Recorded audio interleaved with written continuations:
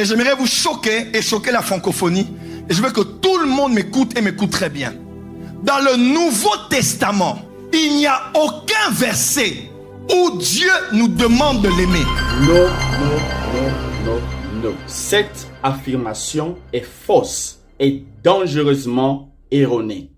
Il existe plusieurs versets dans le Nouveau Testament où Dieu nous demande clairement de l'aimer et où l'amour de Dieu est présenté comme un commandement fondamental.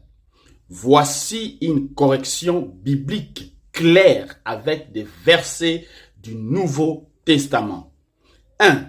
Matthieu 22, 37 à 38. Jésus lui répondit: Tu aimeras le Seigneur ton Dieu de tout ton cœur, de toute ton âme et de toute ta pensée.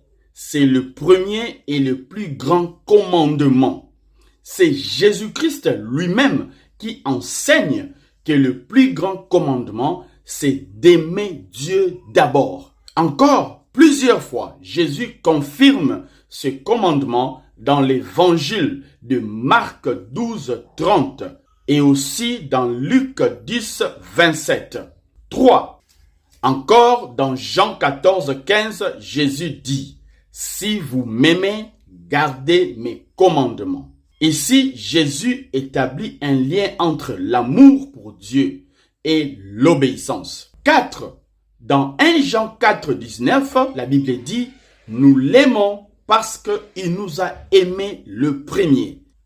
Ici, l'apôtre Jean affirme que notre amour pour Dieu est une réponse à son amour. 5. 1 Corinthiens 16, 22. Si quelqu'un n'aime pas le Seigneur, qu'il soit anathème. Paul va jusqu'à dire que ne pas aimer Dieu est une cause de malédiction. Cela prouve à quel point l'amour de Dieu est essentiel. Et 6. Jacques 1, 12. Heureux l'homme qui supporte patiemment la tentation, car après avoir été éprouvé, il recevra la couronne de vie que le Seigneur a promise à ceux qui l'aiment. Ici, la couronne de vie est promise à ceux qui aiment Dieu. Bien-aimés, le Nouveau Testament est rempli d'appels à aimer Dieu.